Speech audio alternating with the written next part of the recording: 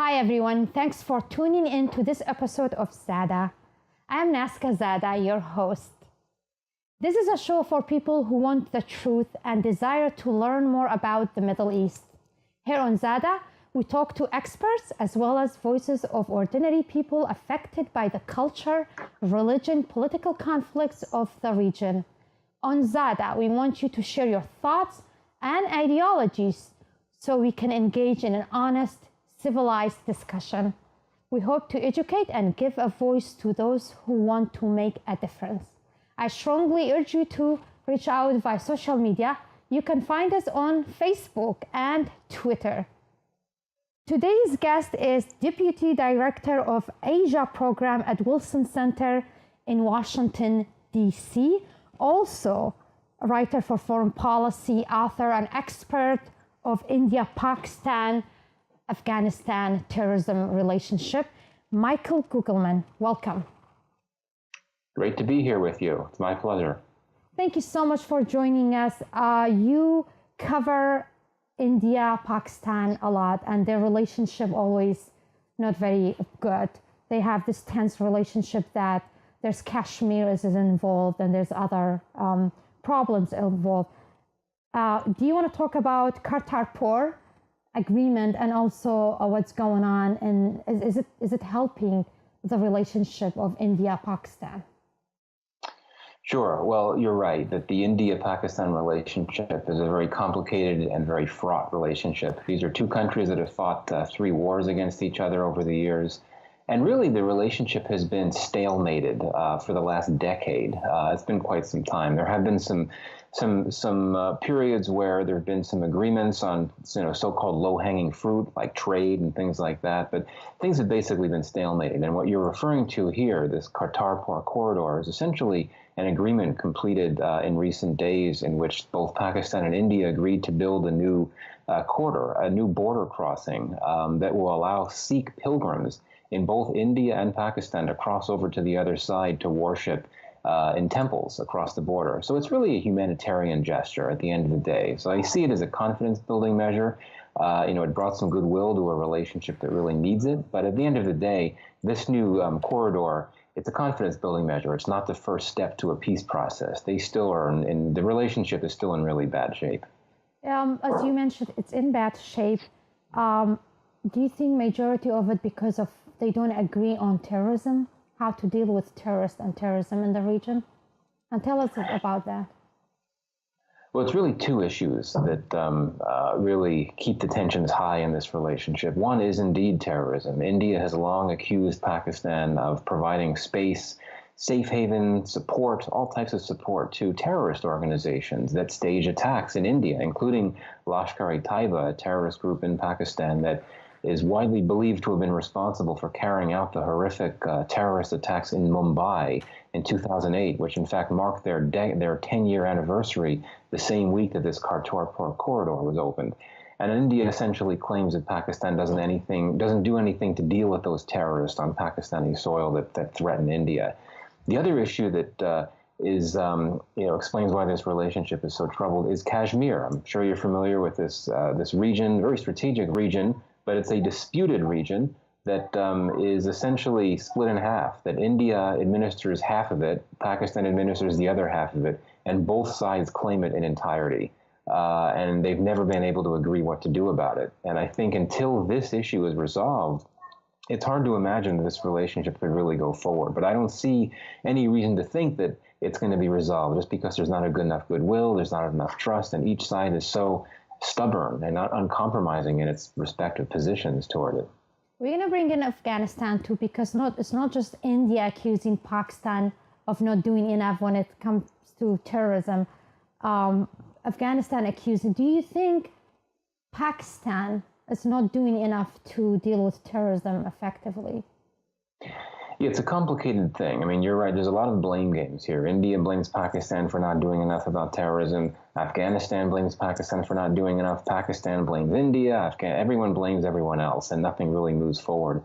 I would argue that it's wrong to just suggest that Pakistan has not done enough to deal with terrorism. Pakistan launched a major counterterrorism offensive in 2014 that essentially wiped out the biggest terrorist threat in Pakistan, and that was the Pakistani Taliban, which for a period of time between 2007 and around 2016, 2017, staged a horrendous campaign of terrorist violence. But now, since that offensive was launched in 2014, the number of terrorist attacks, the amount of terrorist violence has been reduced significantly in Pakistan.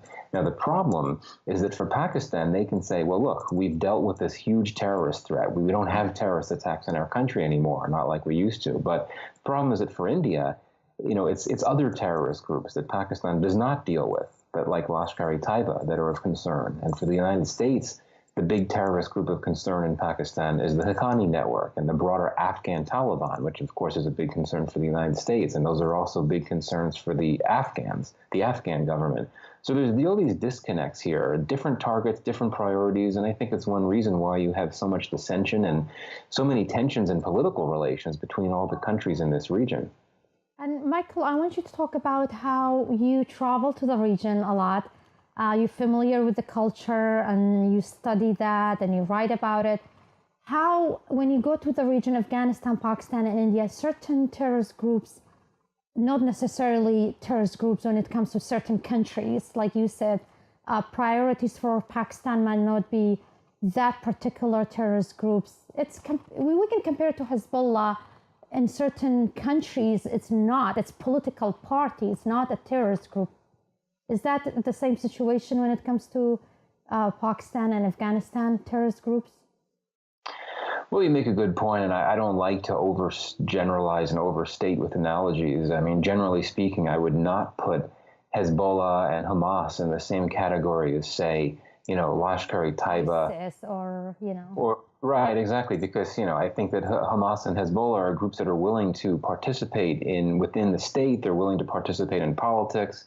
Whereas, these terrorist groups in the South Asia region, they oppose and reject the whole idea of the state as it exists. So I think that it is true, though, that certainly a group like the Afghan Taliban, which is leading a violent insurgency in Afghanistan, it does draw a fair amount of support from people that simply think that the current government is corrupt and is ineffective and doesn't do its job, and they see the Taliban as the least bad option. And there you could perhaps draw some options to examples in the Middle East. But I think that we're talking about maximalist, hardcore terrorist organizations in Afghanistan and Pakistan that simply are not really interested in being modest and trying to interact with locals. They try to blow things up, and that's really obviously something that has to be dealt with. So how are we going to deal with it?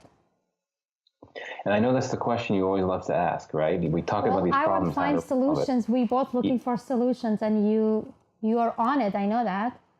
Yeah, absolutely. So I think that the main focus has to be Afghanistan right now. I mean, you've had this war that's been going on in Afghanistan for 17 years now. And it's a war that, quite frankly, you don't hear that much about, even in Washington, even though we've got 16,000 U.S. troops that are still there.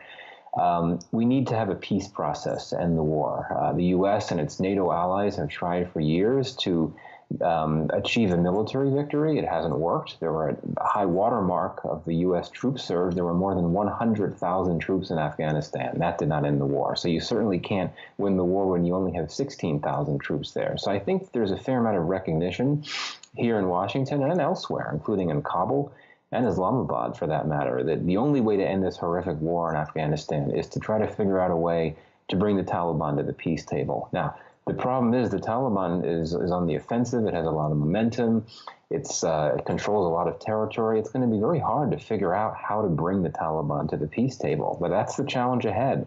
And the Trump administration has recently appointed an envoy, a guy named Zalmay Khalilzad, an Afghan-American who knows the region very well. He's been tasked with trying to figure out a way to bring the Taliban to the peace table. It's going to be very hard to do, but if you don't do that, I don't know what you can do. I see that as really the only option at this point. If you can't bring the Taliban to the peace table, honestly, I think the U.S. may have to just think about pulling out and withdrawing. I think that President Trump has never been comfortable in Afghanistan, so I think he may be willing to head for the exits if he sees that an effort toward a peace deal is not making progress.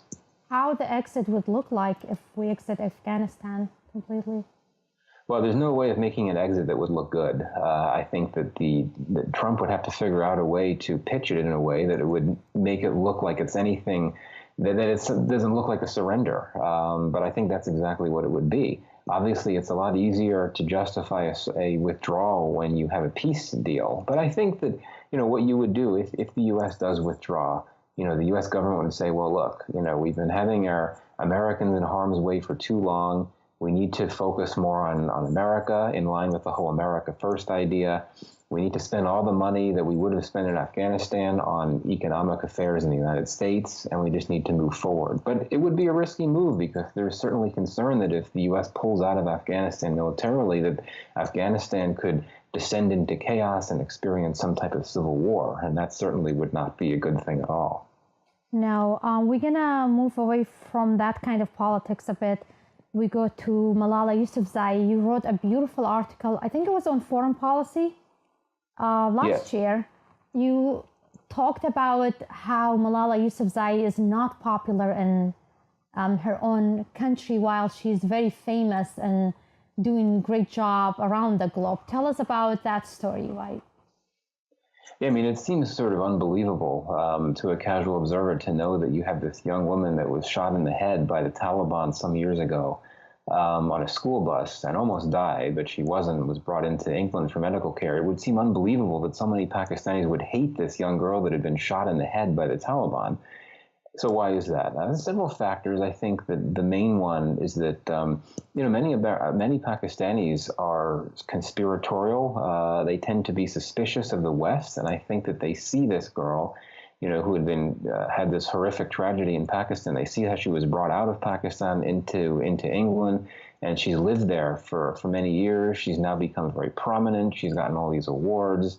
And I think that for many Pakistanis, they see that as some evidence that the West is trying to manage her in some way and try to showcase her as an example of how violent a place Pakistan is, that you could have this schoolgirl getting shot by the Taliban. And I think also class is a big issue here. Pakistan is a country where there's very sharp class divides. Those that are born poor or working class rarely ascend. And here you have Malala, who was, not someone of means. She was pretty poor. I mean, her father was a school teacher. But she was pretty poor, and all of a sudden she's become pretty wealthy, right? I mean, she left the UK, she went to Oxford. Well, I wouldn't say she's wealthy, but yeah, she became well known, and she became, well, I mean, and clearly her family has been able to benefit in some way from all of the recognition that she's made. You're right, she's not wealthy, but for Pakistanis, it's confusing to see someone essentially become this modest school teacher's daughter and all of a sudden become this global superstar. And many Pakistanis are jealous about that, as hard as that may seem to believe. I was surprised, to be honest, when I read the article, you just put it as it is, because to me, I follow her a lot and her work. To me, it's like most of it is just jealousy, as plain as that. But then when I read your article, I'm like, okay, I'm not the only person who thinks that this could be some of it just jealousy. Let's talk about fake news. You are on Twitter a lot and you get attacked by your followers, and they accuse you of, when you cover Pakistan, India, and Afghanistan, and this is fake news and all of that. Do you think, what's going on? Do you think we're living in fake news and this is going to be our reality from now on? Because you write for newspapers, you appear on so many television programs, and what are we going to do? Who are we going to believe? Well, you're right, and we have a president of the United States, the most powerful person in the world, who accuses major news outlets of being fake news. So, if he sets that tone, what can everyone else do? I do think that social media is unique in the sense that it invites abuse. I mean, you have people that can go on there, be perfectly anonymous, and they can insult anyone they want to, including very prominent people much more prominent than me, and get away with it and know that, you're not going to get in trouble, you're not going to get sanctioned. And if you say something that's offensive enough to have your account taken down or suspended, you just launch a new account. And of course, you've got all these bots and trolls out there that just add to it. I mean, it's a very toxic environment. And I think that the whole fake news thing is certainly part of the problem. But I think it's just the sense that social media invites incivility. And we live in a very incivil era right now. And I tend to be a social conservative that find any type of personal attack to be repugnant, and I try not to interact at all with those on social media who use personal attacks. But unfortunately, again, when you have top leaders, including the president of the U.S., who engage in personal attacks repeatedly on social media and off it, where do you go from there if you have these very powerful people setting that unfortunate tone? Do you think that's kind of avoiding finding solution for, like you're talking about, you cover Afghanistan and Pakistan and India, it's such a complicated region, and the conflicts, you not just have like neighbor relationship and tension because there's a religion and there's a lot of other issues that we're dealing with. Do you think this is kind of like we just moving away from finding the real solution and then trying to keep busy with something that's not even useful for anyone?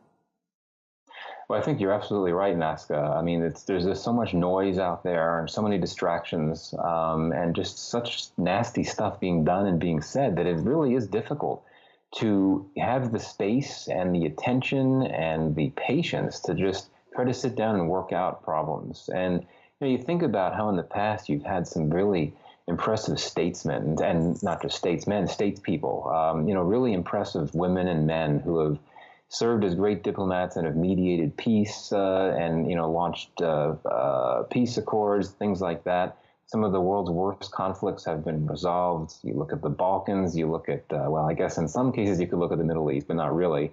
And you could look at other places. I just think we've never been further away from returning to that era when you could actually hope for there to be these responsible and honorable diplomats who could try to bring together warring and conflicting factions. It's just a very difficult and conflicted world right now. I hate to end on that negative note, but it's just a very difficult time right now. It is a very difficult time. And thank you so much, Michael Kugelman. Thank you. It's always a pleasure. Welcome back to ZadaShow. I'm Nazca Zada, your host. Our next guest is CEO of Constellation Company and also co-host of Disrupt TV, best-selling at Harvard Business, speaker, author, Ray Wang. Welcome. Hey, thanks a lot. Long time no see. Thank you so much for joining us. My gosh, your resume, and you're always on television, and thank you for giving us time to do this interview. We're talking about the Middle East, and we're talking about technology, your passion.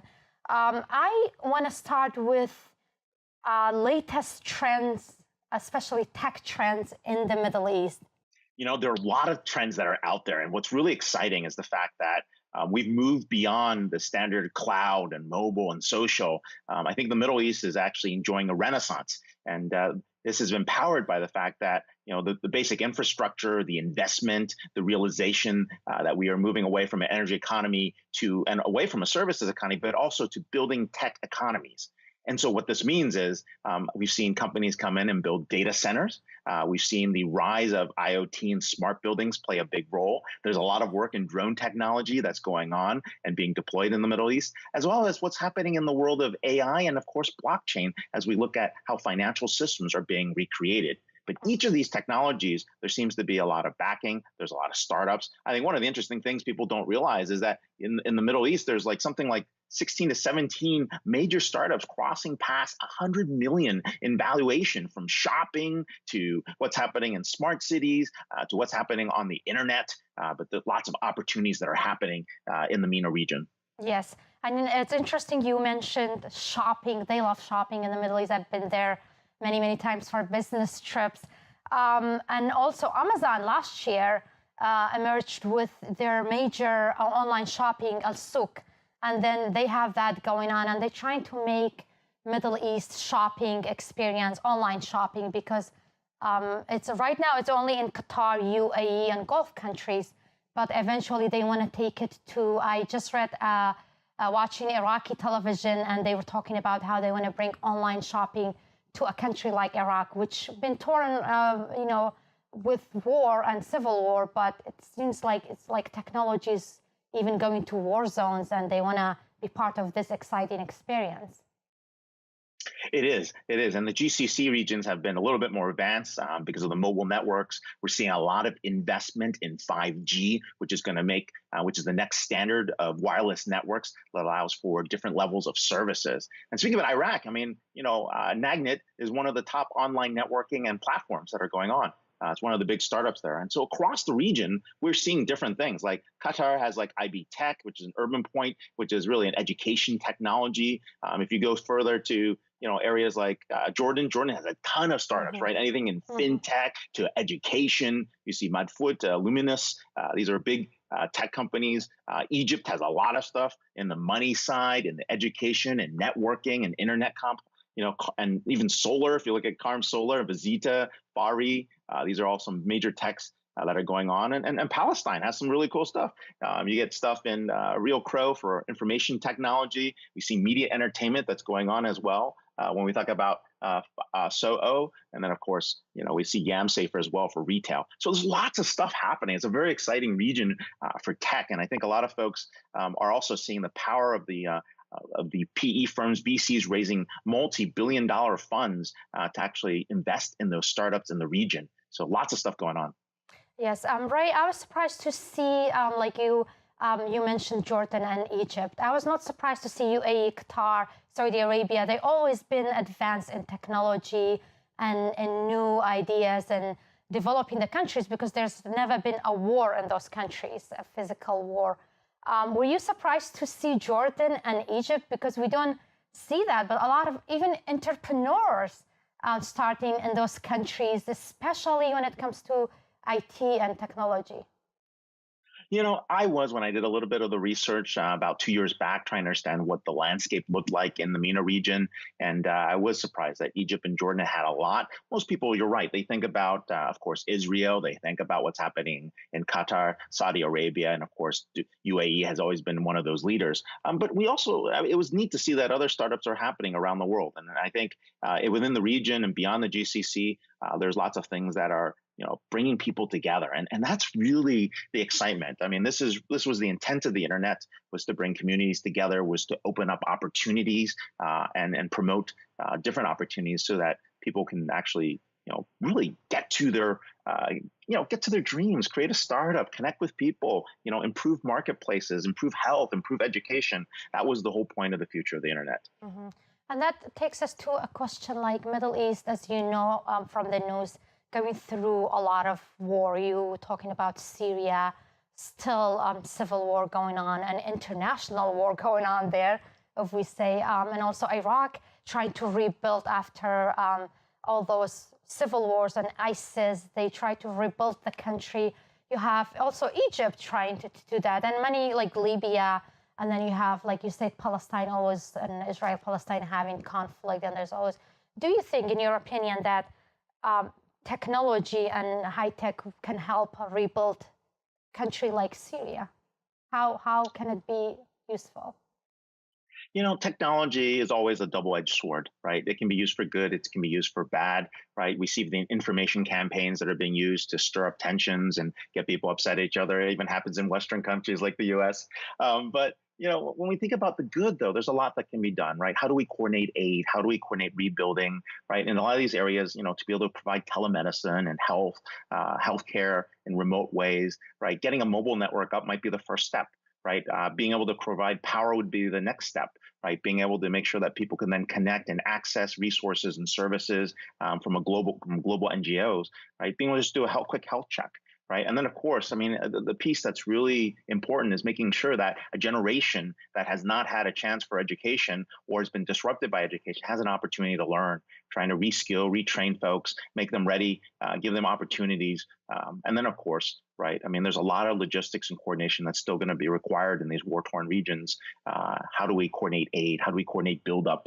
Those are going to be important factors. But technology plays a role in facilitating that communication, enabling communities to come together, creating opportunities for collaboration, and more importantly, providing real data, right? Understanding the stats, understanding how bad situations are on the ground, if there's human rights violations that occur, if there's atrocities being committed, there's at least a way to communicate that so that maybe the world takes notice or other people take action. So I think there's lots of opportunities with technology, but we also have to be very careful about how that communication is put out. And of course, there's going to be a lot of dissent and a lot of power grabbing, especially when you're in war-torn regions that are rebuilding. There's always opportunities for bad actors to come into play. And so hopefully people are vigilant in terms of watching for that and trained so that they know how to prevent that and allow these countries and allow these tribes and urban areas and cultures to thrive again.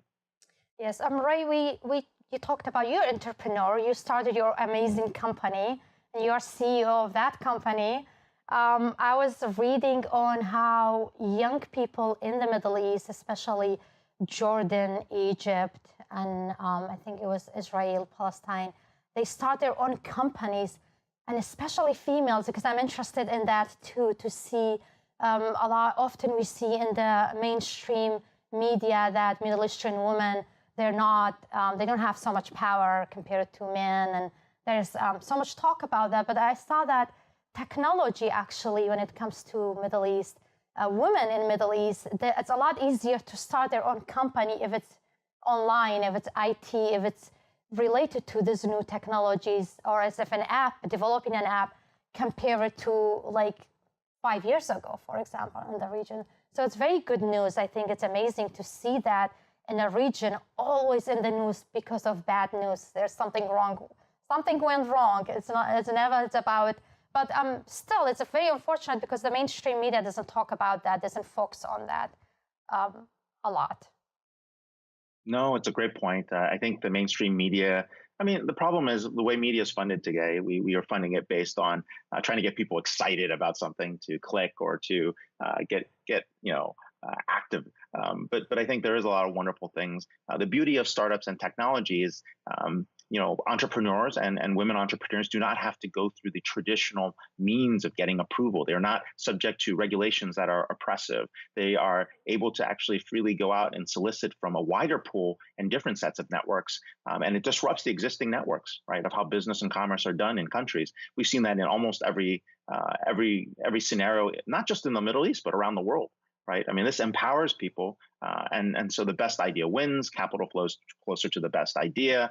And then, of course, being on the internet, you are less subject to, extortion, in the traditional sense, if you open up a restaurant or a small business or a shop. You don't have to be right? physically out there. You're right. And it's a lot easier for them to do business. We're going to go transparent. Go ahead. And it's very transparent. Yes. That's the other piece. Absolutely. And then we're going to talk about China and Middle East. And China is getting a lot of business and power in the Middle East. Tell us about that. It's not in the news a lot for some reason. What's going on? Because we hear China in Africa, China in Latin America doing businesses and deals. What's going on in the Middle East? Yeah, we are in the midst of a tectonic foreign policy and a global reshaping of overall policy. Part of the reason, a couple factors. I think the first one is the fact that the U.S. is now the #1 producer of energy. The shale business has actually allowed the U.S. to go out and produce and be profitable at $50 a barrel, which is detriment to most of the oil-producing nations because they need to be about 70 to 75 to support their social requirements and their economic needs. And so with the U.S. now less dependent on oil, there is a belief and they're also seeing some evidence that the U.S. is less interested in Middle East affairs. The biggest consumer of oil and the biggest customer is China, of course, and they've been on a tear to secure resources. They've been securing natural resources. You've seen their Africa policy. You've seen their Belt and Road Initiative, which is what you're referring to. And it's basically they're basically trying to recreate the Marshall Plan, and they want to create a dependency on the yen, and they also want to create trade against the yen. And so they're basically following the policies that the U.S. has done for the last 20 to 30 years, but they're doing it in a way that countries have to be careful. You see uprisings in Pakistan and Sri Lanka and in other areas where money was loaned really to create debt situations. But for the Middle East, it's a little bit different. I think they're looking for the know-how, the ability to build infrastructure, the investment in technologies, the investment in 5G, So they run less of a risk in this Belt and Road Initiative of becoming a dependent nation and a port and an extension of China. But they do have to know that the reasons are all, of course, foreign policy is all about a collection of self-interests. I mean, people do realize that that's what's happening. And so over time, it'll be not just internet technologies, it'll not just be investment in infrastructure, but also investment in arms and defense. So we expect to see that from a foreign policy angle. Ray Wang, thank you so much for joining us. Hey, no problem. Thanks a lot. And congratulations on your new show. Thank you so much.